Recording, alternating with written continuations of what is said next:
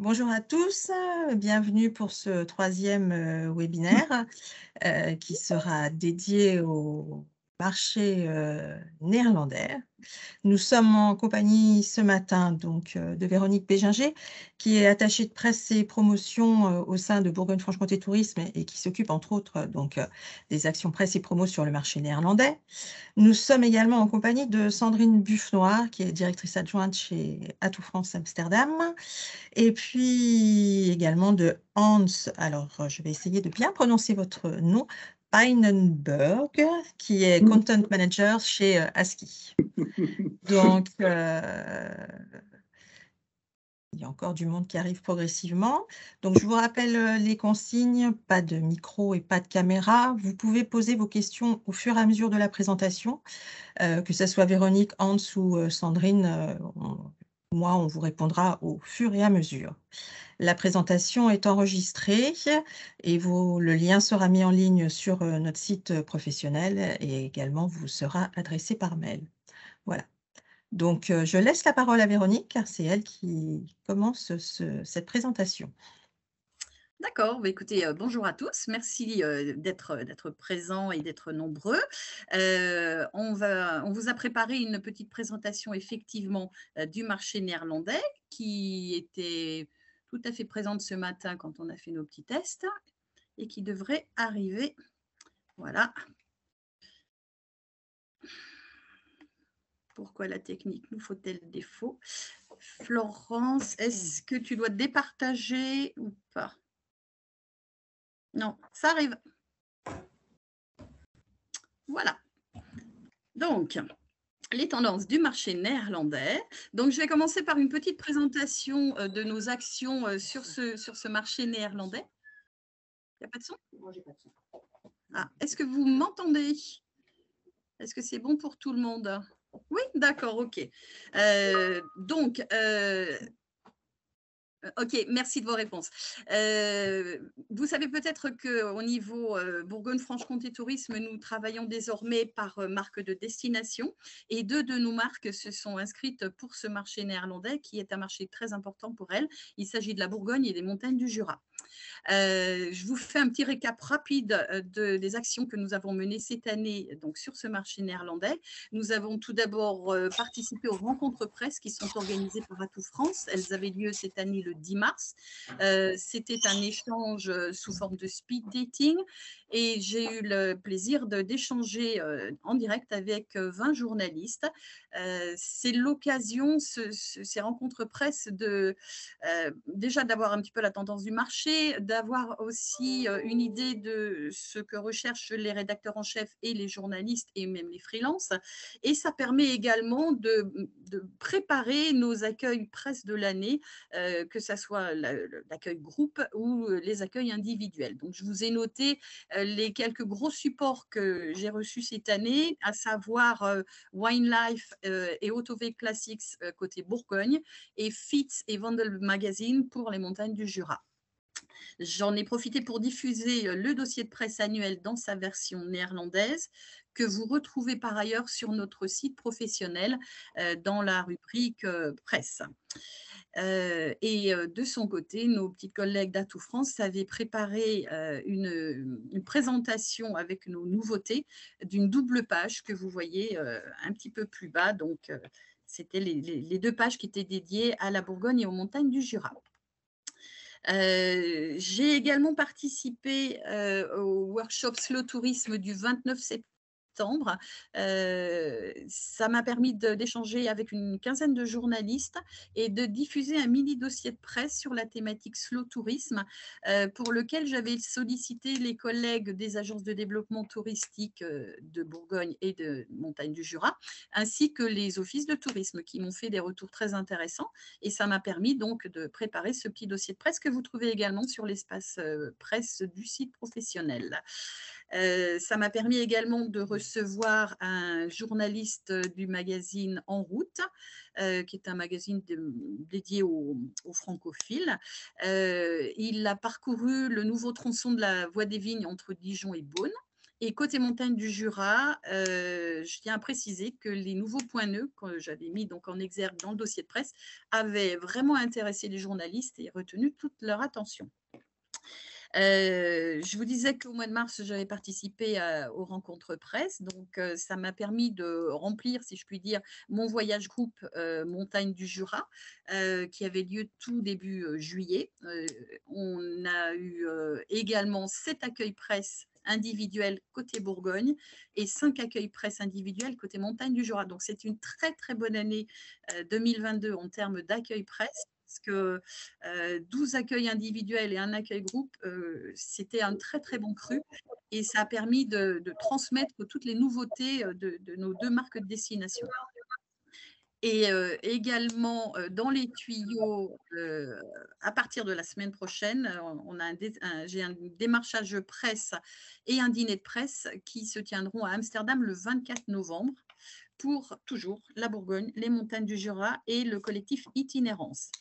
Et si ça vous intéresse, les médias qui nous recevront la semaine prochaine sont Margritte, Nouveau, Fitz Active et Zine, qui sont vraiment des gros supports. Et je remercie encore mes petites collègues d'Atout France Service Presse parce qu'elles ont décroché de très beaux rendez-vous. Donc on aura, et Season c'est Routes que j'oublie, on aura également des beaux projets d'accueil, tout au moins je l'espère, pour l'an prochain. Et puis, le dîner de presse qui clôturera ce déplacement, on a une douzaine de journalistes qui sont attendus. Je devrais avoir la liste aujourd'hui, mais pareil, ça devrait être très sympa. Il y a aussi des actions de promo B2B qui ont été menées en 2022. Donc, avec l'équipe d'Emmanuel, nous avons participé au Rendez-vous France qui se tenait à Nantes cette année, les 22 et 23 mars. Et pour ma part, j'ai échangé, pareil, en speed dating avec 7 Théo néerlandais. Et j'ai également participé au workshop promo qui était organisé par Atout France le 9 juin. Là, c'était un petit peu en deçà de nos attentes à tous, puisque la date qui avait été calée un petit peu, c'était un petit peu compliqué de caler cette date. Et il s'est avéré qu'au mois de juin, les Théo avaient d'autres choses à faire que de nous rencontrer. Pour ma part, j'en ai rencontré 5 de bonne qualité. Voilà, on attend les suites, hein. Les Théo, ça prend toujours un petit peu plus de temps que les journalistes. Et sur la petite photo, j'avais demandé au site UNESCO de me confier un casque de réalité augmentée. Donc, ça a fait une petite animation très sympathique. Et j'avais là notamment une Théo tourisme culturel qui a bien accroché sur nos sites UNESCO. Voilà, et puis je vous parlais du déplacement de la semaine prochaine. Il y aura également un volet promo et nous avons des rendez-vous individuels chez des gros Théo des Pays-Bas où on mettra en avant la Bourgogne, les montagnes du Jura et l'offre itinérance. Voilà, donc on a 8 Théo qui nous reçoivent. Donc je vous tiendrai au courant des suites de cette jolie aventure. Voilà, une petite présentation de nos actions presse telles qu'elles sont prévues pour 2023. Je devrais participer aux rencontres presse organisées par Atout France le 9 février. Donc ça, c'est vraiment le rendez-vous annuel, c'est the place to be, donc pour caler les accueils de l'année. Je prévois d'organiser un voyage groupe côté Bourgogne cette fois-ci, puisque en alternance, cette année, c'était Montagne du Jura, l'an prochain, c'est Bourgogne. Et puis, les accueils presse individuels seront acceptés en fonction des opportunités et de ce qu'on veut pousser, nous, sur les 2 marques de destination. Il y aura également des actions de promo B2B, donc à nouveau la participation au Rendez-vous France qui auront lieu à Paris en 2023, organisé par Atout France, et ça sera les 21 et 22 mars. Et puis, je prévois également de participer au workshop promo organisé par Atout France le 31 janvier. Et il devrait normalement se dérouler à Utrecht, ce qui nous changera un petit peu d'Amsterdam. Donc voilà pour ma petite partie à moi. Et j'ai le plaisir de passer la parole à notre amie Sandrine, qui est une bourguignonne exilée depuis de nombreuses années aux Pays-Bas et qui défend haut et fort les couleurs de la Bourgogne-Franche-Comté. Tout à fait. Merci beaucoup Véronique, merci Florence. Je suis ravie d'être avec vous, ce matin. Donc on va faire un petit tour d'horizon, du marché, néerlandais, et ensuite, on laissera la parole à Hans pour des informations un petit peu plus pratiques, et ensuite je reprendrai la parole pour vous présenter l'étude de programmation que nous avions menée, pour le CRT, en fin d'année. Donc les Pays-Bas, c'est un marché qui est très résilient au niveau économique. On a une population qui frise les 18 millions d'habitants. On a un PIB, qui se maintient, qui reste positif. On a une stabilité là on a un chiffre qui est sorti hier soir. Au 3e trimestre 2022, on a un PIB qui est stable par rapport au trimestre précédent. Mais le vrai, sujet pour nous, aux Pays-Bas en ce moment, c'est l'inflation, parce que vous voyez qu'elle atteint un score de 16,8 en octobre 2022. On est à plus de 17 en septembre, et donc c'est vrai que cette inflation, pèse, sur les dépenses des ménages, notamment pour tout ce qui est achat de maison, tout ce qui est, investissement, tout ce qui est épargne, et ça vient principalement des coûts d'énergie, parce que je vous rappelle que les Pays-Bas n'ont pas du tout, ou quasiment pas d'énergie, qui vient du nucléaire. Ils ont de l'énergie renouvelable avec le vent et un petit peu les panneaux solaires, mais le plus gros de leur énergie vient, du gaz et du pétrole. Donc c'est vrai que c'est un sujet. Il y a une production de gaz au nord des Pays-Bas, mais qui est en forte réduction, parce que c'est un parti pris, du gouvernement de baisser cette production aussi pour, avantager les énergies renouvelables. Donc nous, c'est un sujet, c'est quelque chose que l'on suit. En revanche, le taux de chômage reste très faible, hein. On est en situation de plein emploi. On a 121 offres d'emploi, pour 100 candidats. Donc c'est vrai qu'on est vraiment à ce niveau-là en bonne position. Au niveau des habitudes de voyage, je tenais à faire un petit, rappel de ce qui se passait avant, le covid, puisqu'on a quand même des Néerlandais qui partent en grande majorité, à plus de 80, hein. C'est assez, élevé. Je crois que les Français, ça se situe autour de 50, autant de départs en vacances. On a 44 des Néerlandais qui partent, dans leur propre pays, et 56 à l'étranger. Donc on avait un petit peu ça s'était un petit peu déséquilibré, hein, avec le covid, mais là on revient à des taux, de départ à l'étranger qui remontent largement autour des 60. On avait une sélection plutôt pour des destinations européennes, hein, à 84, et on avait des personnes qui partaient entre 2 à 3 séjours, mais voire plutôt 4 par an, hein, pour un quart des ménages. Et on avait une stabilité, de répartition. On avait quand même un bon équilibre entre les courts séjours et les séjours un petit peu plus longs de plus de 7 nuitées. Au niveau de la France, donc c'est vrai que la France, on était la 2e destination, derrière l'Allemagne. On était la première pour les vacances d'été, en sachant que pour l'Allemagne, ce sont plutôt des courts séjours, qui ont lieu, tout au long de l'année. Donc on a des Néerlandais qui voyagent majoritairement en famille à 51, et en couple ensuite. Donc ça va être des couples de tous âges, hein, des jeunes couples ou des couples un petit peu plus, âgés, ce qu'on appelle nous les empty nesters. À noter également que la clientèle néerlandaise en France est la première en durée, puisqu'on frise les 7 nuits en moyenne, et c'est la première en part de nuitées marchandes. Donc ce qui est intéressant pour nous en termes de recettes, hein, et pour votre destination, bien évidemment. Donc ce qu'on a appris nous au post-crise covid, c'est que les séjours en voiture individuelle sont privilégiés sur l'Europe, d'autant plus avec les problèmes que rencontre l'aéroport de Schiphol depuis quasiment un an, puisque l'aéroport est, en manque de personnel. Donc on a des problèmes de bagages, de retard, d'annulation de vol quasiment du jour au lendemain, ou de report vers l'aéroport de Bruxelles. Donc c'est vrai que les Néerlandais vont plus que jamais se tourner vers leur voiture. On va avoir des réservations en toute dernière minute, même si les gens vont s'inspirer à partir de, on va dire, novembre-décembre pour l'année prochaine. Les réservations vont souvent de plus en plus, se passer dans le dernier mois. On a également l'importance des flexibilités, que ce soit les conditions d'annulation, le report du séjour. Donc ça, c'est important aussi à bien mentionner, quand vous êtes prestataire en hébergement ou en activité.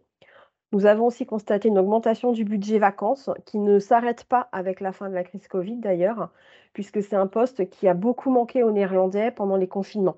Le fait de ne pas pouvoir se déplacer les a vraiment, comment on va dire, les a vraiment, frustrés, puisque le néerlandais à la base, c'est un voyageur, un découvreur, et le fait de ne pas partir, pour eux, les vacances, c'est un dû, c'est pas du tout, du superflu.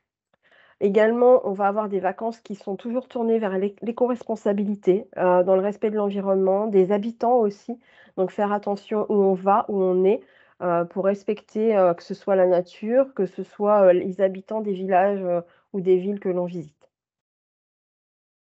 On a également constaté une appétence redoublée pour le littoral et la campagne, donc tout ce qui est le monde rural, les petits villages, la pleine nature, les milieux naturels, parce que ça va souvent être significatif, d'une convivialité plus importante, d'une authenticité aussi qu'on va pas forcément retrouver dans d'autres espaces.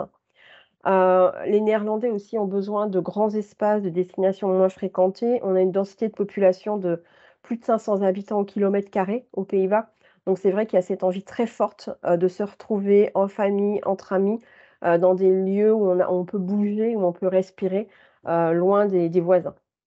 On avait également la demande augmentée pour les locations de maisons et de villas. Donc ça existait déjà avant, la crise covid, mais c'est vrai que la crise covid a renforcé cette appétence et on va sur de l'haut de gamme avec des piscines, avec, des services et des prestations, assez importantes.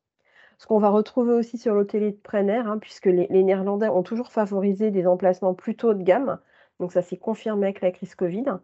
Et également tout ce qui est hôtellerie, ça je tiens à le signaler parce qu'on a vu encore là sur le trimestre d'été, on a vu plus de 40 de nuitées en hôtellerie de la part des Néerlandais par rapport à 2019. Donc c'est vrai que, c'était pas une clientèle que l'on associait avant à l'hôtellerie, mais ça le devient depuis 2 ans et ça le devient d'autant plus sur de l'hôtellerie plutôt, haut de gamme, insolite, avec des hébergements qui vont être, de charme, qui vont avoir un petit truc en plus, par rapport à des hôtelleries un petit peu plus, moyenne gamme. On a toujours cette importance de l'internet et du multicanal, hein, parce qu'on a quasiment, 100 des foyers qui ont un accès internet avec, plus de 90 qui a un accès internet, à haut débit.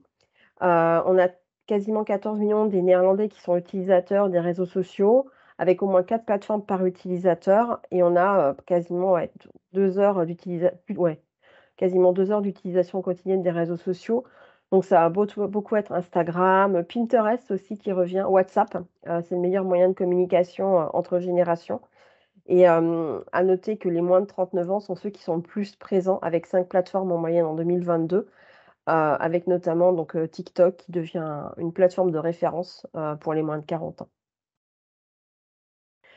Également, je voulais faire un focus un petit peu sur la distribution, pour vous rappeler que les tours opérateurs néerlandais donc prennent entre 20 et 23 de commission. Certains travaillent aussi sur des prix nets, donc c'est important à savoir quand on est en discussion avec eux. On a environ 300 tours opérateurs avec une programmation France, donc avec, des généralistes qui sont un petit peu moins courants, de nos jours, hein, suite à des fusions et des acquisitions. En revanche, on a un nombre accru de spécialistes, donc c'est avec des tours opérateurs de grande ou moyenne taille qui vont être souvent spécialisés dans des hébergements, donc tout ce qui est locatif ou hôtellerie de plein air. Donc en hôtellerie de plein air, on a Vacances Select, on a aussi, Suncamp, on a, le tour opérateur de l'ANVB aussi, ANVB Reisen.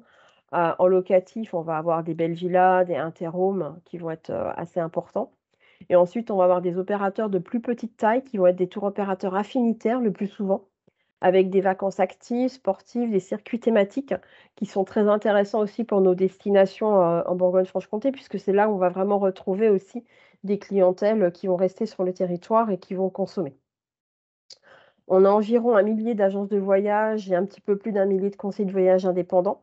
Donc les voyages indépendants, les conseillers de voyage indépendants, pardon, ce sont des conseillers qui font partie de réseaux et qui sont un peu comme des conseillers Tupperware qui viennent à domicile ou que vous appelez et qui vous préparent un voyage, sur mesure, soit avec un produit Théo, soit eux-mêmes vont contacter les prestataires dans la destination pour montrer votre voyage. Et évidemment, on a également des OTA, donc les Online Travel Agencies qui sont importantes aux Pays-Bas. Donc les plus importantes, on a bien sûr Booking.com, hein, qui est né aux Pays-Bas, mais ensuite on a TripAdvisor, le groupe Expedia, Airbnb également. Et en site d'avis, on va retrouver donc TripAdvisor, mais aussi son concurrent néerlandais Zover, qui est actuellement en 1re place, hein, au niveau du nombre d'avis partagés et de la fréquentation du site. Et puis après on va retrouver des sites d'avis un petit peu plus, niche. Sur les évolutions, donc on va avoir, une demande des tours opérateurs d'intégrer de plus en plus des prestations ou des produits. Donc ça va être pour faciliter la vie en fait des clients. Donc ça va être par exemple la location de vélo, le portage de bagages, des coupe-queues, de pouvoir avoir tous les passes transport inclus aussi, et les visites inclus dans les produits. On va avoir une hôtellerie de plein air haut de gamme qui est demandée avec des hébergements insolites, parce que les tours opérateurs, notamment hébergement, voient bien qu'il y a une montée en gamme, des Néerlandais. Également, les TO ont besoin de renouveler leur offre en permanence puisqu'ils ont beaucoup moins des catalogues qui sortent une fois par an, mais toute leur offre va être sur internet. Donc c'est important d'en permanence renouveler les produits, renouveler l'offre, renouveler ce qui est inclus dans les produits pour se distinguer et ça va être aussi bien sur les tarifs, bien évidemment, mais aussi sur la qualité, ce qui est inclus dans les produits.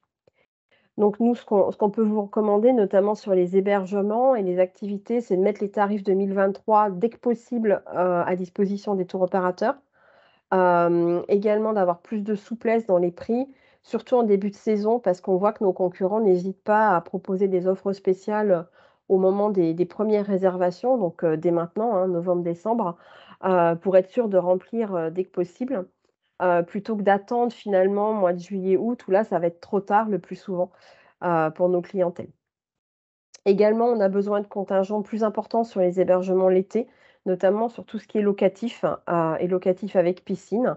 Nous, les tours opérateurs spécialisés locatifs nous ont dit qu'ils vendraient beaucoup plus parce qu'on a une très forte demande dans toutes les destinations concernant du locatif en maison, et notamment les maisons haut de gamme.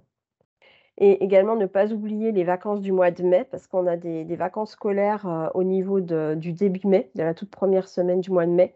Donc là, ça serait intéressant pour les Néerlandais. Donc déjà, vous, de bien être au courant qu'il y a ces vacances scolaires et ensuite, si on peut prévoir des tarifs un petit peu plus, intéressants ou bien avoir des choses incluses, dans les produits qui ne le seraient peut-être pas forcément à d'autres moments de l'année, ce serait toujours apprécié par les tours opérateurs et les agences. Ce qu'on peut constater sur, 2022, je pense que c'est intéressant aussi de vous faire un point rapide, parce qu'en 2021-2020, les Néerlandais sont venus, en France. Ils sont venus aussi en Bourgogne-Franche-Comté, mais c'est vrai que, nous, ce qu'on voulait constater, c'est que déjà, ils sont devenus la 3e clientèle internationale en août. Donc ça, c'était plutôt sur la destination Paris. Sur l'hôtellerie de plein air, les Néerlandais ont conservé leur première place sur juillet-août avec des augmentations assez fortes, d'une année à l'autre. On a également, noté que c'était la première clientèle internationale de l'hôtellerie de plein air en Bourgogne-Franche-Comté. Donc ça, c'est aussi, un point fort sur lequel, se capitaliser. Au niveau des nuitées néerlandaises, donc on a constaté 3,1 millions de nuitées en Bourgogne-Franche-Comté, toute l'année 2022 jusqu'au, 13 novembre. Donc c'est quand même une augmentation de quasiment 60 par rapport à l'année 2021. On a également, quasiment 2 millions de nuitées en 2021 donc et près de 3 millions en 2019 qui était l'année, record, pour de nombreuses régions par rapport aux fréquentations touristiques internationales. Et donc comme je vous disais, on a quasiment 41 d'augmentation de nuitées hôtelières des Néerlandais en France au 3e trimestre 2022. Donc ça, c'est vraiment, c'est une des plus fortes augmentations et c'est par rapport à 2019 aussi, hein, donc l'année qui était considérée, comme la meilleure année. Donc ça, Sandrine? oui, Ah, je te laisse dis-moi? finir. Non, non, J'aurais une vas-y, c'est bien question. fini, c'est bon. Par rapport à ta présentation tout à l'heure là, des Théo, on a déjà une Mmh mh. question. Il y a Olivier qui nous dit qu'il a une maison de 10 personnes avec Mmh. piscine. Il demande quel site tu lui conseillerais pour trouver des clients. Airbnb, évidemment, donc ça, c'est toujours bien et au moins, même s'il y a pas de réservation, ça montre le produit Mmh. et après ce serait de rapprocher, peut-être d'opérateurs comme Belvilla ou Interhome pour avoir une programmation dans leur catalogue, hein. Et évidemment, bah, s'il peut avoir un site en anglais, j'allais dire en néerlandais, ce serait le mieux et également prévoir le mode de paiement sur son site avec, iDeal qui est un virement bancaire, en fait. C'est pas un paiement par carte bancaire parce que les Néerlandais, ont moins de cartes de crédit que le reste des Européens. Mmh. Donc c'est vrai qu'un mode de paiement par iDeal assure aussi comment on va dire? Un meilleur taux de confiance, peut-être, que le seul moyen de paiement par, carte de crédit ou carte, PayPal. En sachant qu'aux Pays-Bas, c'est comme dans de nombreux pays européens, on a une carte de débit qui est reliée à notre compte bancaire et une carte de crédit qui est sur un compte à part, en fait. Donc on crée de la dette et c'est aussi pour ça que les Néerlandais n'adhèrent pas à ce mode de paiement et c'est pour ça que le mode de paiement iDeal, qui vient transférer de l'argent directement depuis le compte bancaire du client vers le compte bancaire du prestataire, est intéressant. Parce que je rappelle un point important, les Néerlandais n'aiment pas dépenser plus que ce qu'ils gagnent ou ce qu'ils ont épargné. Donc c'est important de bien, avoir cela en tête. Hem Et on a peut-être d'autres sites de locatifs à part Airbnb, bien sûr, ça je peux revenir vers la personne, si elle veut m'envoyer un petit mail comme ça je pourrais voir avec mes collègues si elles ont d'autres sites de location, hors, passage par un tour opérateur. Tu m'autorises à mettre, ton adresse mail, dans la conversation pour que Tout à fait, oui. chacun si ch OK. Mmh. Donc au niveau des séjours, donc au niveau de l'accès, parce que c'est un point assez important, donc on a des rotations de 11 trains Thalys au quotidien vers Paris. On en a un par jour, vers Marne-la-Vallée, Disneyland Paris, aéroport Charles de Gaulle, et on a également, donc ce qui vous concerne un peu moins, un Thalys Neige et un Thalys Soleil, dans les saisons, sport d'hiver et été. Donc ce qui est intéressant pour la destination Bourgogne-Franche-Comté, donc c'est cette rotation de Thalys, hein, que ce soit vers Paris, Gare du Nord ou Paris-Charles de Gaulle, puisqu'après on peut aller directement en TGV, dans la destination. Et un point que je voulais souligner, moi, qui me semble très important, c'est les voitures électriques parce que, les Pays-Bas sont très bien équipés, pardon, en recharge, en bornes de recharge, également dans les domiciles, et on a plus de 20 des voitures neuves vendues qui sont électriques, hein, parce qu'il y a des avantages fiscaux, bien évidemment, mais aussi parce qu'il y a des bornes de recharge absolument partout sur tout le territoire, et c'est vraiment important, de communiquer sur votre dispositif de borne de recharge, que ce soit à l'ensemble du territoire français, mais également, bourguignon-franc-comtois, et d'autant plus si vous êtes un hébergeur, si vous êtes un site de visite, de mentionner que vous avez aussi des bornes de recharge de voitures électriques à disposition sur votre parking. Ça, c'est vraiment, quelque chose d'important.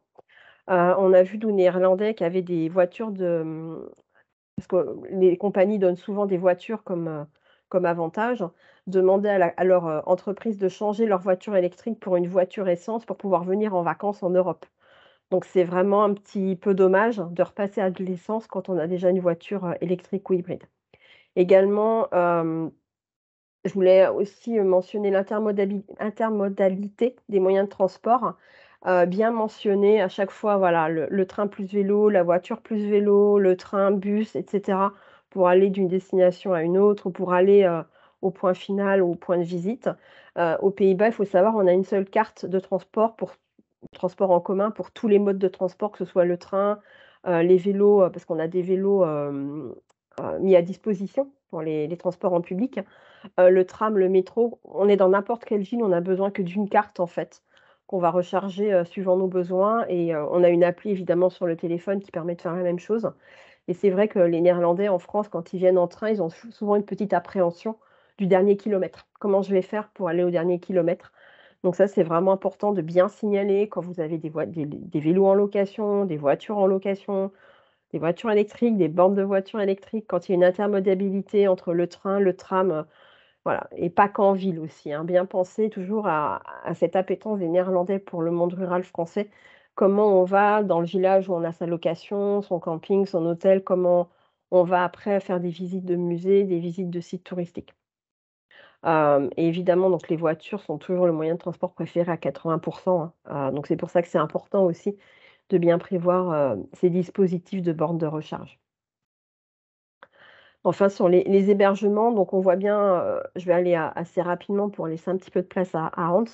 Donc on est sur de l'hôtellerie de plein air qui est 4-5 étoiles, que c'est du glamping. C'est pour ça que je parle plus de camping, vous m'entendez rarement dire camping, parce que les Néerlandais favorisent vraiment des hébergements de plein air, de qualité, insolites, qui ont un charme. On a toujours des Néerlandais qui aiment venir dans les campings municipaux, les campings familiaux, bien évidemment. Mais c'est vrai qu'on retrouve notamment des plus jeunes générations une envie de se faire plaisir dans des hébergements, plein air, qualitatifs. De même, pour l'hôtellerie, nous, on voit une forte demande, hein, des réservations, que ce soit, par les tours opérateurs, en individuel, et également une montée en gamme parce qu'on était plutôt sur des 2-3 étoiles et maintenant on passe sur du 4 étoiles. Donc ça, c'est vraiment important à noter. On a également une demande d'un bon niveau de confort, que ce soit tous hébergements. C'est vraiment important, voilà, de faire attention. C'est un peu un mode de vie, scandinave, hein, avec des choses très sobres, avec des équipements modernes aussi, que ce soit la machine à café à capsule, ça c'est quelque chose, que les Néerlandais adorent, ou bien, le lave-vaisselle, le lave-linge, notamment dans ce qui est locatif ou hôtellerie de plein air. Et on a des dépenses en augmentation, depuis 2019, à savoir que les Néerlandais sont l'une des 7 clientèles qui ont retrouvé des dépenses en France supérieures à 2019, et les Néerlandais y parviennent, sur tous les mois de l'année 2022 par rapport à 2019, ce qui n'est pas le cas de de toutes ces clientèles. Également, je voulais signaler au niveau des activités, des Néerlandais en France, il faut savoir que quasi entre 15 et 20 selon les années pratiquent le cyclotourisme dans nos territoires. C'est quelque chose qui augmente et c'est du cyclotourisme soit, en propre, en circuit, donc on vient pour faire du cyclotourisme, soit ça va être du cyclotourisme qui va être pratiqué pendant des longs séjours puisque les Néerlandais aiment beaucoup amener leur vélo avec eux et donc c'est vrai que c'est important de bien prendre en compte, cette appétence pour le vélo et ça me permet de faire une transition auprès de Hans qui va vous parler un petit peu plus en détail, d'un point logistique. Florence, je te vois. Ton micro est coupé. J'ai une question auparavant. Oui. Notre musée de sculpture a été largement visité par des couples de Néerlandais à vélo sur le canal du Mmh. Nivernais. Ils ont tous regretté de ne pas avoir connaissance de l'existence du musée depuis leur pays. Comment pouvons-nous nous faire connaître? Bah, déjà communiquer avec le CRT, faire venir des médias aussi quand Véronique et son équipe organisent des accueils, médias. Et également si jamais le CRT fait des sollicitations pour des dossiers de presse ou des informations, des newsletters, bien vous manifester dans ces cas-là et auprès d'Atout France, bah, vous pouvez m'envoyer peut-être un petit message avec votre musée. Moi, je peux voir si on peut le mettre dans un article sur notre site parce qu'on a des articles qui rassemblent plusieurs sites de visite, donc on peut essayer de l'inclure. Également, je ne sais pas si vous utilisez les réseaux sociaux comme Facebook ou Instagram ou peut-être Pinterest, mais n'hésitez pas aussi à beaucoup communiquer sur ces réseaux. C'est pas forcément des choses très compliquées, mais c'est des petits messages, en anglais, c'est toujours, bien et si vous avez un site internet, pensez bien à l'avoir en anglais. Je ne sais pas du tout si c'est le cas. Mais ce serait intéressant de pouvoir aussi, vous faire remarquer, bien travailler votre contenu sur votre site internet pour qu'il remonte et si éventuellement vous pouvez, vous faire aider pour avoir une page au moins en néerlandais, pour bien la travailler, qu'elle remonte, sur Google, quitte après à passer sur un site en anglais.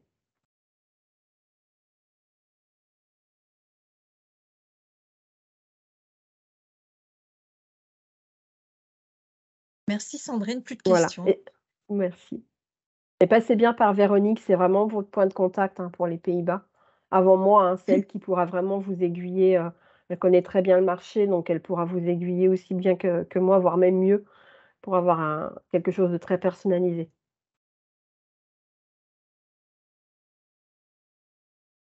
Je vais présenter Hans rapidement peut-être ou Véronique? Tu Non, veux? non, non, non, non, bah, Merci. vas-y, on le connaît toutes les 2 très bien, mais je te laisse le plaisir de le faire. Voilà, donc Hans, Pijnenburg, c'est un expert en fait, donc c'est déjà un journaliste, hein, qui est en charge du site, du guide de voyage Dominicus, sur Alsace, les Vosges et le Jura. Il est également responsable produit, chez Axi, notamment tout ce qui touche, le camping et l'hôtellerie de plein air et il s'occupe également, des montagnes du Jura, pour, le tour opérateur, hôtellerie de plein air Suncamp. Et il va vous parler plus spécifiquement des points de vélo et de leur potentiel de développement pour le cyclotourisme et pour le développement touristique d'un territoire tout simplement. Oui, voilà.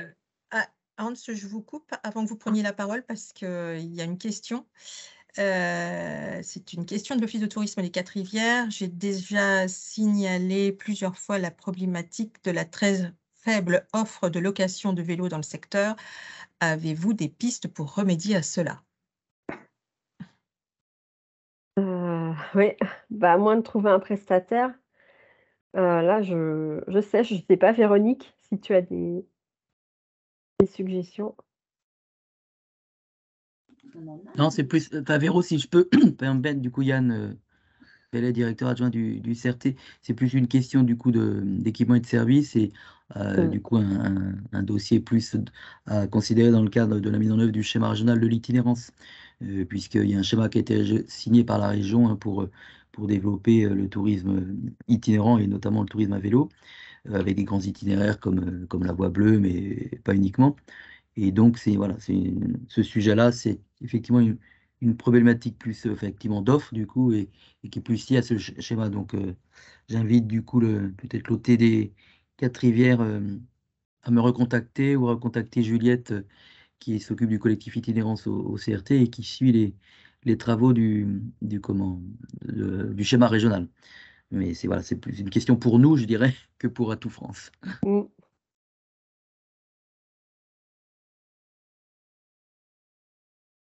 Donc, Hans, vous avez la parole. On vous écoute. Oui, très bien.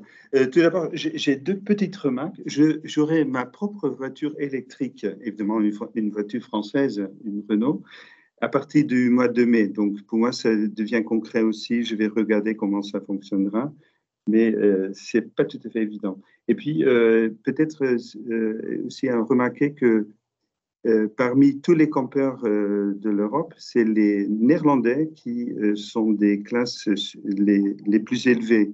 Donc, les gens qui gagnent le plus d'argent, mais aussi le fameux exemple, un ministre hollandais qui fait du camping, tout le monde dira, bon, c'est bien, c'est quelqu'un qui je sais pas, qui apprécie la France, qui apprécie la nature, etc.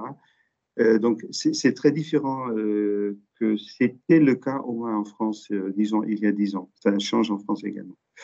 Le cyclotourisme et l'importance des pneus. Et je le discute d'un point de vue néerlandais, parce que j'en suis un très grand utilisateur. Et donc, aux Pays-Bas, il faut tout d'abord savoir qu'il y a un système complet de signalisation pour les vélos. Donc, on ne suit pas les panneaux pour les voitures. Il y a toujours, n'importe où, des panneaux. Même un deux systèmes, le système en rouge, qui est donc le rapide, illuminé, nettoyé en hiver, etc. Et le vert qui est touristique, qui peut être même plus court, mais donc peut-être quand même moins rapide, parce que c'est plus sinueux, etc., etc. Donc ça, c'est une base, évidemment que ça manque presque complètement en France. Prochain. Donc, en principe, disons, le fléchage normal, c'est pour aller de A à B. Et un cycliste touristique avec les pneus, ça, c'est plutôt pour aller de A à A. Mais évidemment, on peut l'utiliser autrement.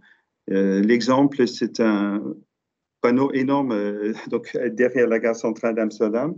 On voit un mélange donc de tout. Et knopen, c'est le mot néerlandais pour pneu. Voilà.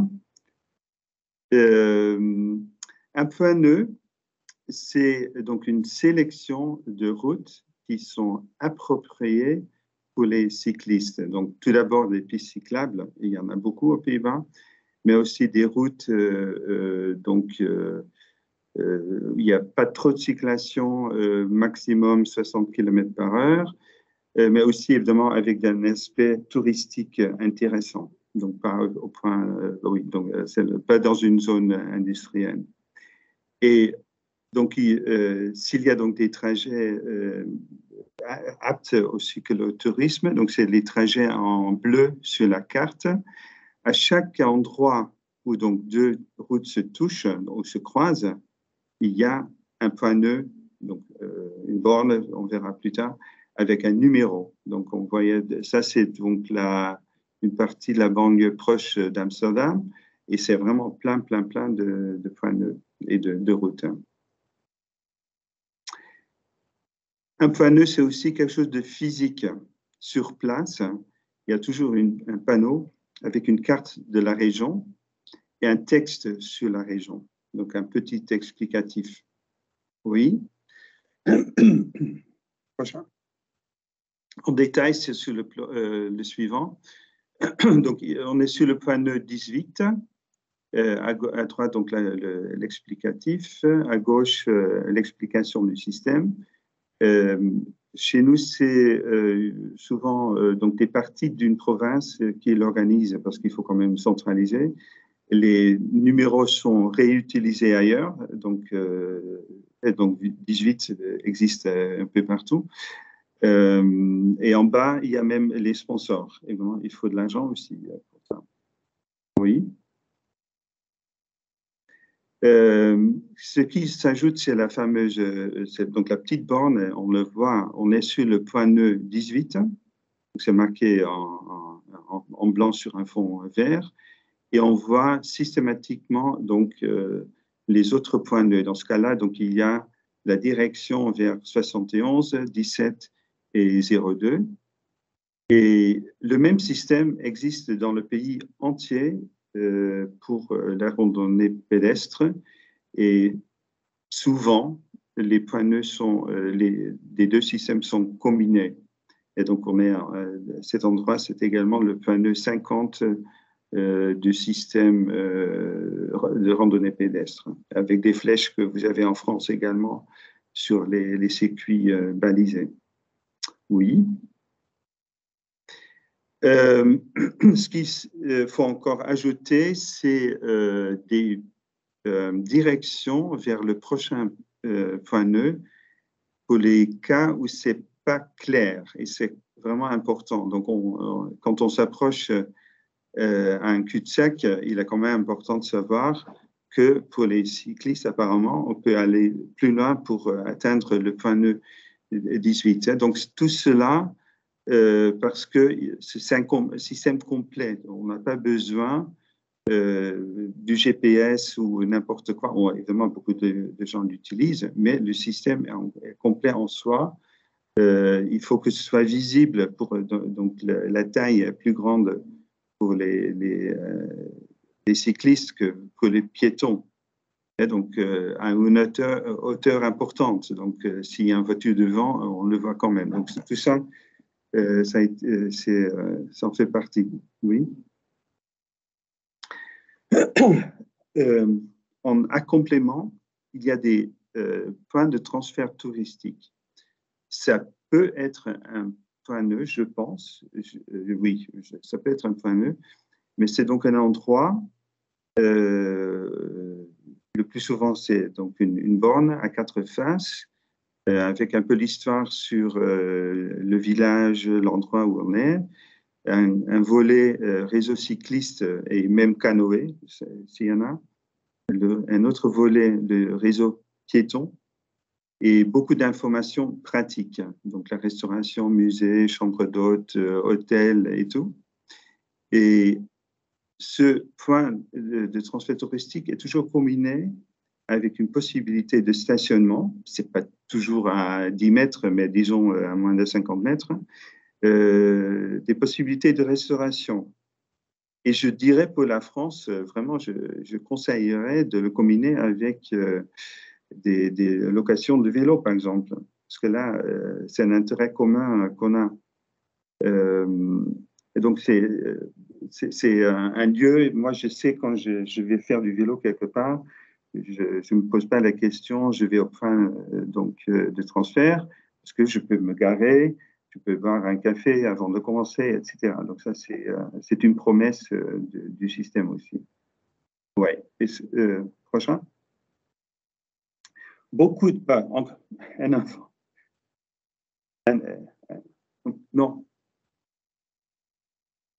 Il en manque une à gauche, avant. Ouais, donc beaucoup de bars, de restaurants, à la campagne évidemment, ils en profitent pour en faire un point de ravitaillement aussi. Donc, ils ont par exemple des bornes de recharge pour des VAE. Ils ont des kits de réparation vélo et ils distribuent gratuitement ou payant toutes sortes d'informations sur des circuits, des choses à voir, etc. Donc, et surtout dans certaines régions qui sont très connues pour le tourisme cycliste, ce sont des lieux très importants parce que c'est une saison très longue aussi. Il ne faut pas oublier, c'est plus souvent des couples qui en font que des familles entières aussi. Donc, c'est des gens qui ont le temps. Donc, c'est extrêmement bien intégré en général. Oui. Et puis, il y a des blogs, il y a des sites, c'est des influenceurs, des sites touristiques qui l'utilisent. Parce que ça, c'est l'avantage, évidemment. Le système existe, donc on n'a pas besoin de mettre des panneaux avec des flèches parce qu'il suffit d'utiliser le système existant. Donc ici, j'ai un exemple que j'ai trouvé qui est un peu comment dire, surprenant, mais à voir de la mise en forme. Mais donc, c'est un circuit dans les champs de tulipes près de la côte, avec aussi des liens vers les gares, avec des choses à voir, etc. Et donc, en bas, c'est les points nœuds à suivre. Donc, on n'a pas besoin, comme je disais, d'une autre application, etc. C'est juste une question de suivre le prochain nœud.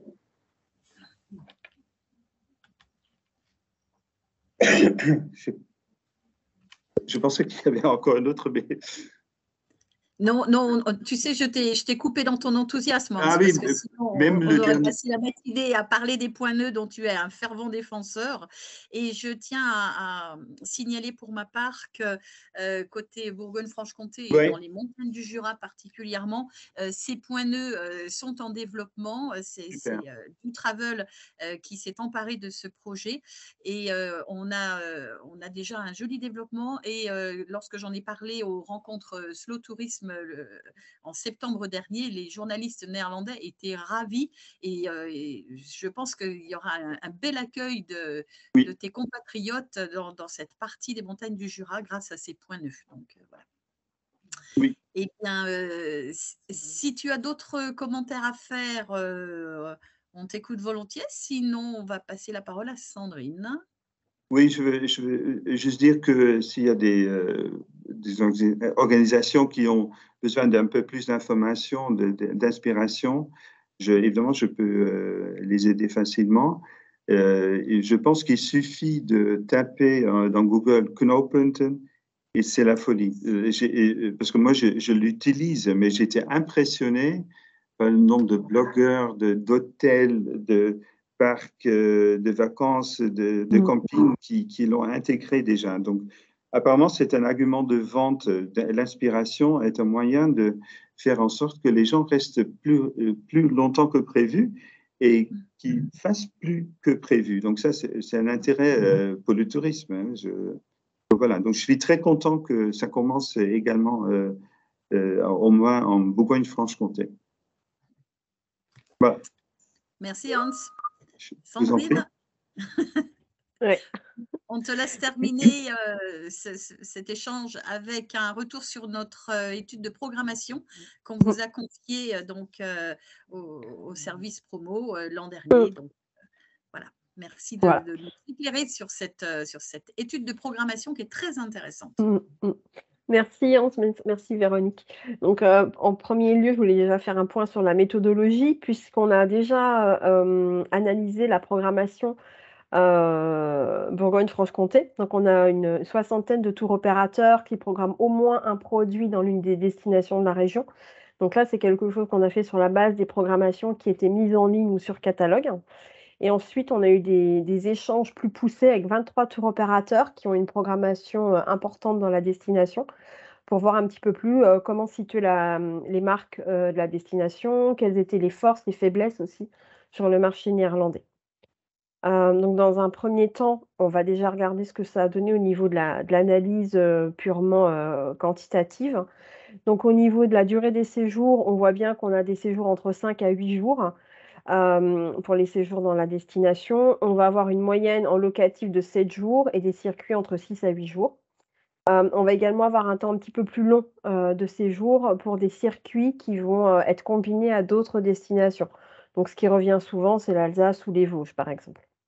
Au niveau de la saisonnalité, il y a une concentration sur le printemps et l'été. On a un premier pic au mois de mai, puisqu'on a à la fois les vacances scolaires du mois de mai, mais aussi des séjours additionnels pour des cibles qui n'ont pas d'enfants scolarisés. Donc, ça peut être aussi bien des familles avec des très jeunes enfants ou des couples ou des groupes d'amis. Juillet-août va plutôt favoriser le locatif et l'hôtellerie de plein air. Et enfin, sur septembre, on a également une période de départ significative pour les séjours golf. On n'a pas recensé beaucoup d'offres sur les mois d'hiver, en revanche, donc c'est un petit peu le point à améliorer. Au niveau des voyageurs, donc on va être beaucoup sur des familles pour le locatif, que ce soit la location de maison, les villas et également l'hôtellerie de plein air, avec une moyenne de 4 à 6 personnes. On va avoir également sur les séjours culinaires, œnotouristiques, les circuits vélo, rando, plutôt une cible en revanche de groupes d'amis ou en famille.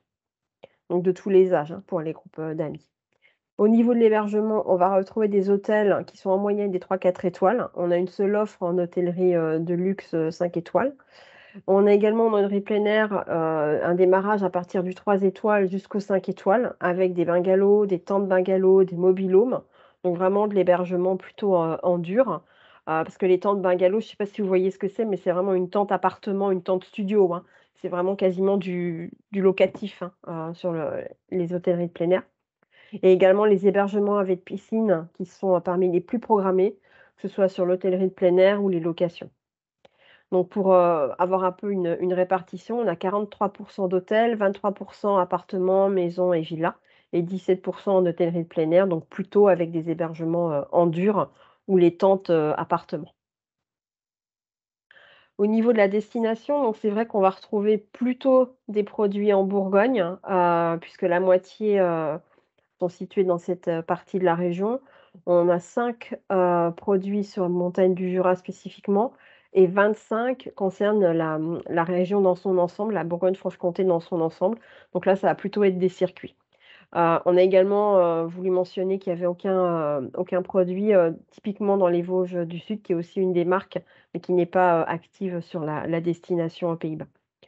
Au niveau des sites, les plus programmés, au niveau des territoires, on va retrouver Dijon, à la fois comme c'est une attraction touristique, c'est le point de départ de circuit, ça va beaucoup être associé au monde, du vin, au monde de la gastronomie. On tient à signaler, voilà, que la Cité de la gastronomie et la Vallée de la gastronomie vont susciter l'intérêt de certains tours opérateurs, notamment, tout ce qui est, culinaire, gastronomique, no-tourisme, mais également, culturel. On va ensuite retrouver Beaune, qui aussi, concentre des points de départ de circuits vélo, Doucier, Chailly-sur-Armançon, donc le domaine, qui va intéresser plus particulièrement les amateurs de golf, Cluny, Thury qui est dans l'Yonne, si je ne me trompe pas, Fontenay, Mâcon, Vézelay, bien évidemment pour le tourisme mémoriel et spirituel, Auxerre et Chalon-sur-Saône. Également au niveau des tarifs, juste vous rappeler que le rapport qualité-prix est un des critères de choix parmi les plus importants pour la clientèle néerlandaise. Ils sont habitués à un certain style et confort de vie, aux Pays-Bas.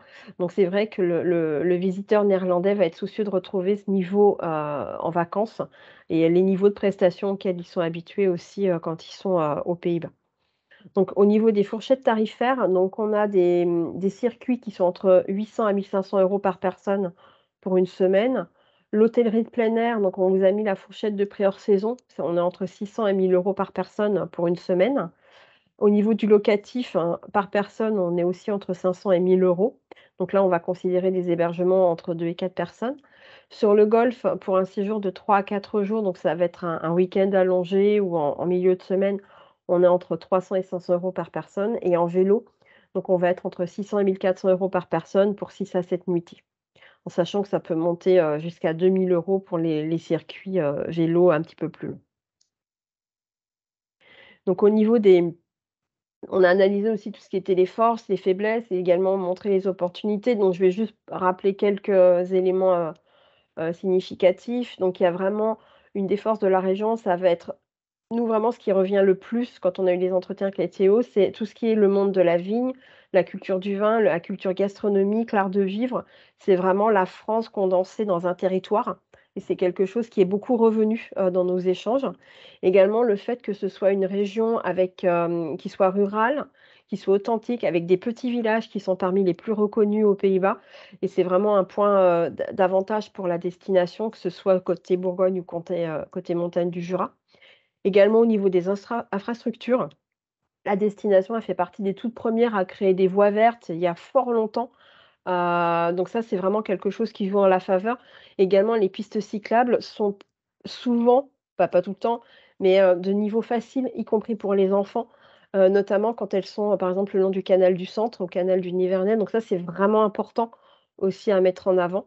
Évidemment, il y a une multitude de sites touristiques, de sites culturels, il y a une diversité aussi au niveau de la nature, que ce soit les parcs, naturels, régionaux, que ce soit les lacs aussi, parce que les Néerlandais aiment beaucoup nager, beaucoup profiter de l'eau pendant leurs vacances et ça, c'est vraiment un atout. Également l'accessibilité qui est très aisée et un point fort, c'est que c'est une région qui est hors tourisme de masse. Très important puisque les Néerlandais savent que c'est une région où ils vont pas être envahis de quarts de touristes, ils vont pouvoir profiter de leur visite tranquillement, pouvoir discuter aussi avec les prestataires et avec les producteurs locaux. En revanche, c'est vrai que les points d'amélioration, c'est, à répartir mieux les flux en dehors, voilà, des villes que sont Dijon et Beaune, mieux faire connaître les autres destinations urbaines, mieux faire connaître les autres parties des territoires Bourgogne et Montagne du Jura aussi. Les Néerlandais ne se rendent pas forcément compte de la grandeur des marques, des territoires. Donc c'est vrai que c'est quelque chose, nous, à mettre, plus en exergue. Au niveau de la desserte ferroviaire aussi, nous, on la connaît bien parce qu'on la pratique, mais c'est vrai qu'elle n'est pas forcément très connue, que ce soit en passant par Paris, par Bruxelles ou par Lille. Donc c'est quelque chose, nous, à améliorer. Et également, on retrouve relativement peu, d'offres, en hôtellerie de plein air en 4-5 étoiles, des terrains de golf aussi comme, c'est pour ça que le domaine, de Chailly revient parce que c'est le seul qui a un terrain de golf 18 trous qui correspond vraiment à cette demande en montée en gamme. Également, c'est vrai qu'il y a aussi une association à la pluie, à un climat un petit peu instable, puisqu'on n'est pas un territoire méditerranéen, donc c'est vrai, voilà, c'est un petit peu associé à une météo instable. Mais ça peut jouer en notre faveur, pardon, en votre faveur par rapport aux périodes de canicule, aux périodes de forte chaleur qu'on peut rencontrer dans des territoires, du sud de l'Europe, puisque pour le coup, c'est quand même plus agréable d'être, dans un hébergement en campagne avec un lac pas très loin, que se retrouver, voilà, avec une foule, sur un bord de mer. Au niveau des opportunités, donc c'est vrai que nous, on voit beaucoup de possibilités sur tout ce qui est, hors Dijon et Beaune, bien évidemment, tout ce qui est territoires ruraux, tout ce qui est territoire montagnard, tout ce qui est territoire aussi, innovant, enfin innovant, dépaysant pour les Néerlandais, parce que c'est pas des paysages, auxquels ils sont habitués. L'opportunité aussi, c'est de mieux faire connaître les dessertes de train, parce que c'est vrai que c'est quelque chose qui augmente. Nous, on voit le développement des trains de nuit, pour les sports d'hiver vers l'Autriche, à venir vers la France. Donc il faut vraiment jouer cette carte, pour la destination. Également, on voit aussi beaucoup de développement possible sur les montagnes du Jura, parce que c'est vrai que c'est la région, qui est un petit peu plus sous-programmée par rapport à la Bourgogne, alors qu'on voit vraiment une possibilité intéressante sur les 4 saisons pour ce territoire. Également, avoir une offre d'hébergement plus variée, notamment sur de la montée en gamme, que ce soit aussi réparti sur tout le territoire et pas uniquement concentré sur 3 ou 4 spots, dans la région. Et enfin, voilà, bah, communiquer comme on le fait, continuer de communiquer avec Véronique, avec son équipe, avec Emmanuel, auprès du grand public, auprès de la presse, hein, pour vraiment faire connaître la diversité et l'ampleur de la région. Et enfin, les menaces, ça va surtout être nos concurrents, puisqu'on va avoir, que ce soit en France, sur le culturel, le patrimonial, le vin, on va retrouver donc le Val-de-Loire, on va retrouver l'Alsace, on va retrouver la Dordogne, les Ardennes. Également par rapport aux régions du bord de mer, voilà, vraiment montrer aussi cette importance des lacs, des cascades qu'on peut retrouver, donc notamment, côté montagne du Jura, parce que c'est vraiment important de mettre ça en avant et ce sont des territoires qui sont relativement moins fréquentés que d'autres dans le reste de la France. Mais aussi faire attention à nos concurrents dans d'autres pays, qui ont auprès néerlandais, qui sont perçus comme étant beaucoup plus intéressants au niveau du rapport qualité-prix. Donc que ce soit l'Allemagne, notamment toute la région au bord du lac de Constance, et l'Eifel, l'Italie avec la région des lacs, également, l'Espagne évidemment avec son offre beaucoup plus culturelle. Il faut savoir que l'Espagne a beaucoup travaillé pour mettre en avant l'offre culturelle et non touristique. Également la Belgique, les Pays-Bas eux-mêmes et la Croatie également par rapport à tout ce qui est, patrimoine, naturel. Également donc moi je voulais vraiment faire un focus sur 3 vraiment atouts, de la destination, puisque pardon, j'ai entendu quelqu'un, je ne sais pas s'il y avait une question? Continue. Donc vraiment la destination a vraiment une carte à jouer au niveau des séjours additionnels de courte et moyenne durée en plus des vacances principales. Donc que ce soit en mettant plus en avant les offres de dessertes ferroviaires. Également, on sait tous que c'est une destination étape, donc vraiment l'idée c'est d'allonger la durée de séjour et d'allonger la mon le pas d'allonger, mais d'augmenter la gamme, de l'hôtel ou du camping dans lequel il va y avoir une réservation. Et également à noter votre bon positionnement par rapport aux déplacements en van, en camping-car, donc tout ce qui est itinérance, notamment pour les moins de 35 ans et les familles. parce que c'est vrai qu'ils sont beaucoup demandeurs de territoires, nouveaux où ils peuvent vraiment montrer un côté un petit peu, inédit et innovant par rapport à leurs concitoyens qui vont aller dans des territoires déjà, bien connus, et peut-être un petit peu moins riches par rapport aux anciens enfin, à tout ce qui est culturel et à tout ce qui est patrimoine naturel. Également, c'est vrai que comme je disais, c'est vraiment la destination qui est vitrine de l'art de vivre à la française. Nous, ce qu'on entend beaucoup, c'est quand on vient en Bourgogne-Franche-Comté, c'est comme si on venait dans la France en miniature, en fait, puisqu'on a tout ce qui est richesse, patrimoniale au niveau de la culture, au niveau, de la nature aussi, au niveau de la gastronomie, bien évidemment, puisqu'il y a beaucoup de plats, de Bourgogne-Franche-Comté qui sont des plats emblématiques de la cuisine française. Et également, évidemment, par rapport à l'œnologie, à la culture du vin. Ça, c'est vraiment quelque chose qui revient avec la variété, de cépages et de vins qui sont produits dans la destination, Bourgogne et Montagnes du Jura. Également, la région s'inscrit dans un enjeu de tourisme durable et ça, c'est quelque chose peut-être si Yann veut en dire un petit mot. C'est vrai que déjà par nature, il y a une proximité avec l'environnement naturel, avec le respect du territoire, avec le respect des habitants. Les activités de plein air sont réfléchies, elles sont faites aussi, que ce soit sportives ou plus en loisir, dans le respect de la forêt, par exemple, c'est des activités de forêt, dans le respect du canal, dans le respect aussi des habitants des villages et des villes. Également, on va retrouver beaucoup de logements qui sont respectueux de l'environnement, qui vont faire attention à leur consommation et évidemment, le point fort, ça va être les produits gastronomiques locaux, évidemment, puisqu'on sait d'où viennent nos produits quand on va déjeuner, ou dîner dans le territoire. Le plus souvent, on a quand même une consommation de produits locaux et en saison.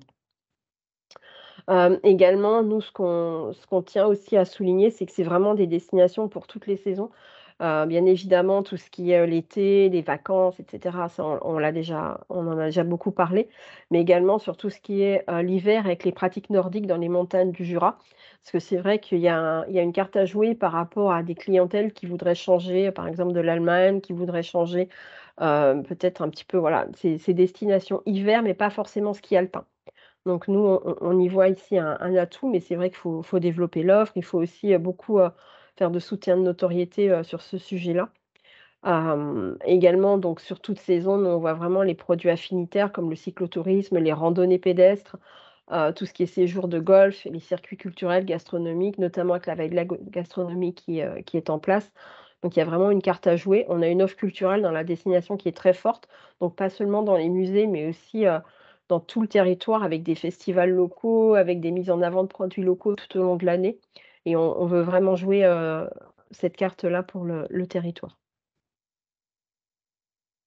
Donc au niveau des tours opérateurs, on leur a demandé également quelles étaient leurs, préconisations, quels étaient un petit peu, voilà, les points clés, que la destination devait mettre en avant, devait utiliser. Donc c'est vraiment, d'une part, augmenter la communication sur des filières, très ciblées. Tout ce qui est tourisme et durabilité, tout ce qui est pleine nature, donc y compris la campagne et l'itinérance, hein, qui sont vraiment des points forts, des territoires Bourgogne et Montagnes du Jura. Évidemment, tout ce qui est sportif aussi, donc loisirs ou beaucoup plus actifs, hein, bien évidemment. Que ce soit donc le vélo, le VAE aussi, donc c'est le vélo électrique. Tout ce qui est activité physique en plein air qui permettent de se sentir bien aussi. On a également tout ce qui est parcours équestre, parc d'aventure, les activités fluviales et nautiques qui sont très, très populaires aux Pays-Bas et qui ne sont pas forcément mises en avant, par les destinations. On a également un développement du VTT. Donc c'est vrai que ça, c'est des choses, qu'on peut mettre en avant auprès des tours opérateurs et auprès de la presse et du grand public. Également, ne pas oublier la richesse de vos sites classés à l'UNESCO, parce que c'est un facteur d'attraction assez important pour les Néerlandais et également la mise d'accent sur les villages qui sont un petit peu moins connus et les environnements, les paysages attrayants autour de ces villages. C'est vrai que les Néerlandais aiment beaucoup nos villages, y compris les plus jeunes, parce que c'est synonyme d'authenticité, c'est synonyme aussi d'un respect, de l'authenticité, des traditions, qui sont très importants et aussi parce qu'il y a beaucoup de relations entre habitants. Enfin, ils se sentent vraiment arrivés dans des communautés avec un maillage très fort, avec vraiment des échanges forts entre les habitants et ça, c'est très important pour nos clientèles. Également, ils nous ont demandé, voilà, d'augmenter la communication et la programmation hiver, notamment pour les montagnes du Jura, pour tout ce qui est activités comme le ski de fond, les randonnées raquettes. Alors, ils nous ont signalé le patinage sur les lacs, parce que les Néerlandais sont des férus de patinage sur glace. Aux Jeux olympiques d'hiver, vous voyez les Néerlandais en haut des classements c'est pas parce qu'il y a de la montagne, c'est clairement le patinage de vitesse, qui est une activité, voilà, tous les petits, dès qu'il y a un canal qui est gelé ou une patinoire, qui ouvre, ils vont apprendre à patiner, dès 3-4 ans avec leurs petites chaises. Enfin, c'est super mignon à voir d'ailleurs. Mais c'est vraiment une activité que les Néerlandais adorent faire et nous, on nous demande régulièrement où est-ce qu'on peut faire du patinage, en France, l'hiver. Donc c'est vrai que c'est pas du patinage artistique, c'est le patinage, sportif. Voilà, parce qu'il faut savoir, souvent les gens vont faire le patinage, l'hiver, le hockey sur gazon l'été ou, ça permet aussi de s'entraîner pour tout ce qui est, le ski aussi après. Donc c'est vrai que c'est vraiment une activité phare, aux Pays-Bas. Également, on nous a signalé qu'il y avait un souhait aussi d'augmenter tout ce qui était séjour bien-être, parce que les Théo on connaissent les stations thermales aussi des destinations. Donc il y avait ce souhait aussi, voilà, dans tout ce qui est le fait de chouchouter, de se cocooner, d'avoir un bien-être, voilà. Donc ils nous ont signalé les stations thermales. C'est vraiment cette idée d'un esprit sain dans un corps sain, voilà, de vraiment profiter, et de se faire chouchouter dans nos stations. Donc, enfin, je vous ai mis les dates de vacances scolaires. C'est important, donc on a 2 dates qui sont assez intéressantes, même 3. On a donc sur les vacances de fin d'année, on a la toute première semaine de janvier qui est incluse dans nos vacances scolaires, qui n'est pas en France, puisqu'en France, les vacances s'arrêtent le 2 ou le 3 janvier, je crois, de mémoire. Donc ça, c'est intéressant au niveau des départs, pour l'hiver et notamment la semaine du 31 décembre au 7 janvier est, parmi celles, préférées des Néerlandais pour partir, en vacances. On a également la semaine donc du mois de mai dont je vous ai parlé tout à l'heure, en sachant qu'on a la fête du roi, donc la fête nationale qui est le 27 avril et les vacances qui démarrent pour toutes les régions en même temps le 29 avril. Et également donc cette semaine de vacances d'automne, du 21 au 29 ou du 14 au 22 octobre suivant les régions, qui est intéressante puisqu'elle est en décalage par rapport à nos vacances de la Toussaint également. Donc ça présente une très belle opportunité pour les familles. Et également, bah, je vous ai mis les vacances de fin d'année, après pour 2024 aussi, jusqu'au 7 janvier parce qu'on retrouve cette petite semaine du mois de janvier qui n'est pas en vacances en France. Et vous voyez les jours fériés, on n'en a pas beaucoup, on n'a pas beaucoup de ponts non plus. Donc c'est vrai que voilà, dès qu'on peut partir, notamment les familles, elles en profitent, pour le faire.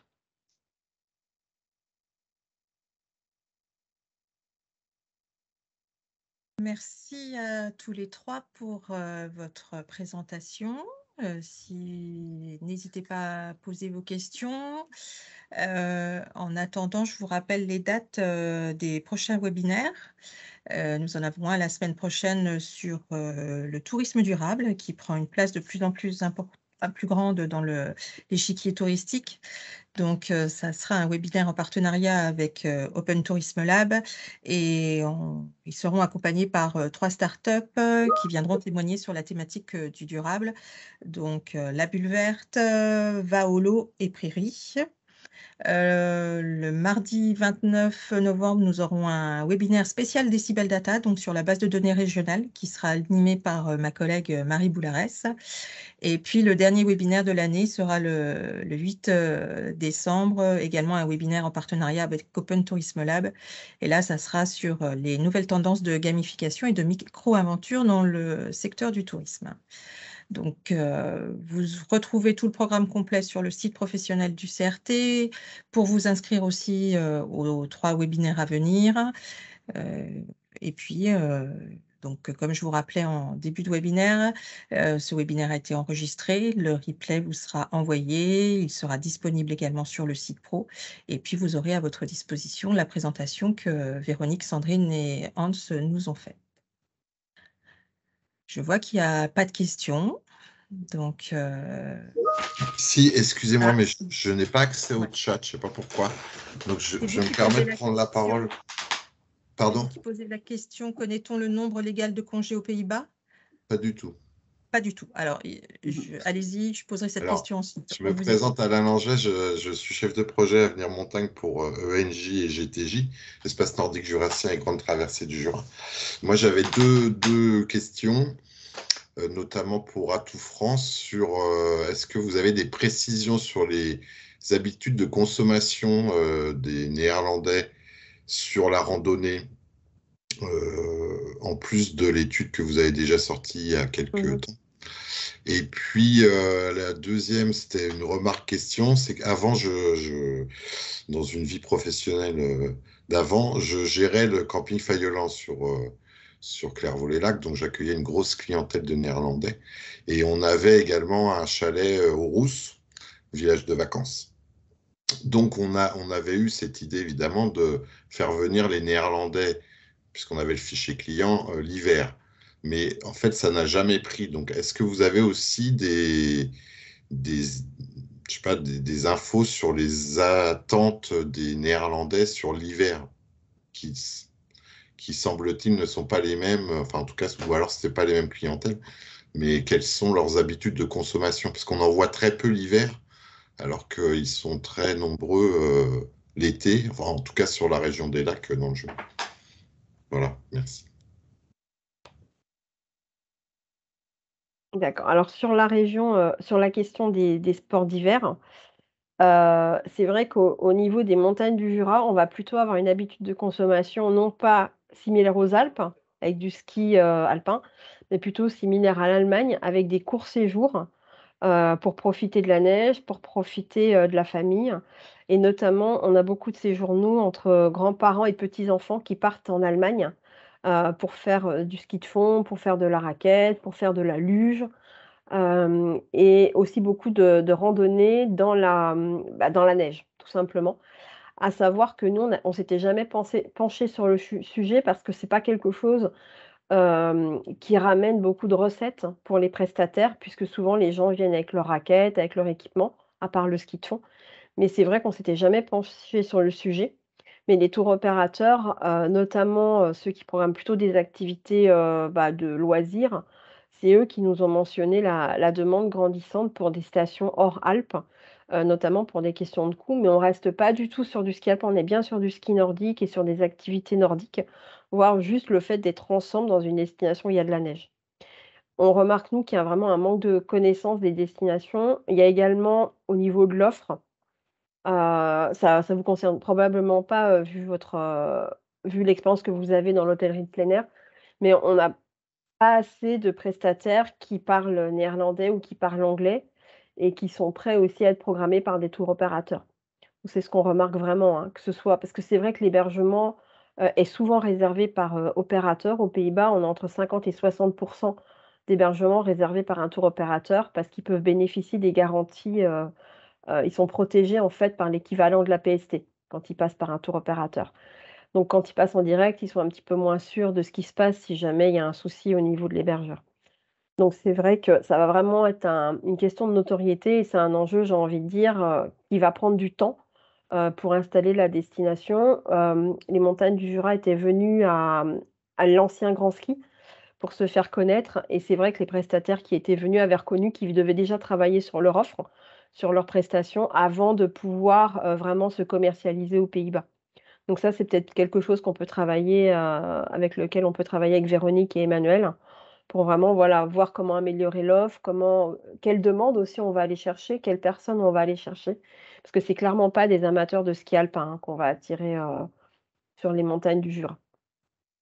Et sur la randonnée pédestre, donc on s'appuie aussi sur les tours opérateurs. Mais nous, ce qu'on constate sur la randonnée pédestre, c'est qu'on a vraiment une demande, de signalétique très claire dans les territoires, hein, parce que c'est un peu ce que disait Hans. On a des gens qui vont être avec le GPS, avec internet, mais souvent dans nos territoires, il y a pas internet. Donc on est coincé, pour capter, pour voir où on est sur la carte. Donc il y a vraiment cette demande de signalétique, de chemin de randonnée bien signalisés et on voit que les Néerlandais préfèrent de plus en plus, voilà, faire de la randonnée, à leur rythme, quand c'est pas, dans un circuit organisé, notamment pour les familles. On sait aussi que ça va être les personnes qui vont le plus volontiers aller, déjeuner au restaurant, ou dans les cafés de village sur leur chemin, plutôt que des clientèles françaises qui vont préférer amener un pique-nique. On sait aussi qu'ils vont faire pas mal de kilomètres, ça va dépendre des profils, du terrain bien évidemment, parce qu'on en fait un petit peu moins quand c'est un peu escarpé. Je sais qu'en vélo, on est entre 80 à 100 kilomètres par jour, suivant le dénivelé. J'ai pas les chiffres pour la randonnée, ça par contre je les ai pas du tout et je sais que dans l'étude on les avait pas, c'est pas quelque chose qu'on avait demandé. Mais nous, clairement, c'est vraiment une des pratiques, les plus fréquentes des Néerlandais en vacances. On a, je crois, entre 50 et 60 de Néerlandais qui font de la randonnée pendant leur séjour et ça va être de la randonnée, c'est pas forcément de la balade, hein. Quand je parle randonnée, c'est randonnée, hein, avec les chaussures, avec le sac, avec l'équipement, avec vraiment, voilà, avoir repéré le café ou petit restaurant, ils pourraient déjeuner aussi. Et on a beaucoup ce qu'on demande aussi beaucoup aux prestataires hôteliers ou camping, c'est de prévoir, voilà, de prévoir des pique-niques si jamais, ça peut être fait ou de prévoir aussi de conseiller des restaurants ou des cafés sur les chemins de randonnée, sur lesquels ils sont situés. C'est vrai qu'on n'a pas de label en France, on a l'accueil vélo, le label accueil vélo qui est très regardé, mais on n'a pas de label accueil rando encore ou, sauf si ça m'a échappé. Mais pour les hébergeurs, ce serait toujours apprécié, ouais. Mmh. Ouais. J'ai une remarque, comparé à l'Angleterre, ce qui manque en France aussi, c'est le principe des transports de bagages d'un hébergeur à l'autre. En randonnée? Mmh. Oui, pour les randonneurs. Ça, Mmh. c'est un service génial. Mmh. Ça change tout, parce que comme ça, on peut faire des circuits. Mmh. C'est vrai qu'on le retrouve avec les tours opérateurs, on le Oui, retrouve, oui, quand c'est organisé, mais c'est vrai quand on est, tout seul, c'est un peu plus ouais. compliqué, ouais. Mmh. Certains Pourtant, hébergeurs le proposent. Certains oui, mais hébergeurs le font, oui, gracieusement: «Ah bah, vous allez ah bah, attendez, je vais oui, prendre votre sac», absolument, oui, oui. ouais, ouais, ouais. Mmh. Mais c'est plus difficile à trouver, je pense, je Mmh. trouve personnellement, de toute façon, que dans un pays comme l'Angleterre où Mmh. c'est assez normal. Mmh. Voilà. Merci. Et juste, il y a un service, une agence qui s'appelle Roule Ma Poule qui fait le transport de bagages sur les Ah, montagnes du Jura et maintenant, me semble-t-il, sur la Bourgogne, sur l'itinérance vélo du canal du Nivernais, si je Mmh. ne me... et il s'appelle comment? Roule Roule ma poule. Ma Poule. Ah, d'accord. Et effectivement, Mmh. peut-être pas assez connu du coup. Non, non. C'est vrai que les Théos sont demandeurs, hein, de ce genre de prestataires, donc ouais. Oui, absolument, ouais. Mmh. Ouais. Mmh. Ok, merci beaucoup. Sandrine, il y avait une question de la part d'un partenaire qui Mmh. souhaitait connaître le nombre légal de congés aux Pays-Bas. Alors, normalement, on a 20 jours de congés payés par an, soit 4 semaines. Mais dans les faits, on est plus souvent à, 25, voire même 30 pour certaines sociétés, notamment en ce moment où on a un marché de l'emploi très tendu. On a plutôt une moyenne de 25 jours de congés payés par an, hors jours fériés, voire même 30. En sachant qu'on a aussi un comment on va dire? Un taux très élevé de personnes à temps partiel volontaires, puisqu'on atteignait quasiment 50 d'employés à temps partiel. Alors c'est le plus souvent des femmes, mais ça permet aussi, de pouvoir partir sur des longs week-ends, du vendredi au dimanche. Hem Et c'est un temps partiel, oui, en général, c'est un mi-temps, 3 jours par semaine qui est fait. D'accord, merci. Est-ce que vous avez d'autres questions pour Sandrine, pour Hans? Oui, oui.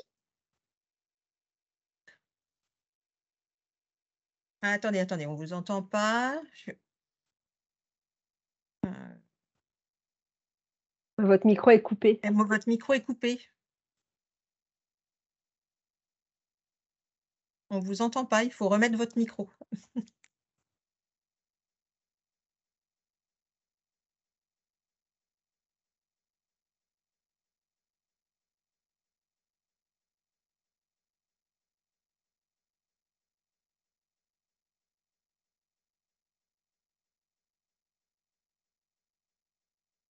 pouvez poser la question dans le chat? Bon. On a perdu Isabelle. Peut-être qu'elle Mmh. va revenir. Bon, bah, écoutez, s'il n'y a pas d'autres questions, je vous remercie tous pour votre participation et puis vous allez tous recevoir prochainement la présentation et le replay et puis pour ceux qui sont inscrits pour les webinaires, suivants, je vous dis à bientôt. Merci à tous, bonne journée.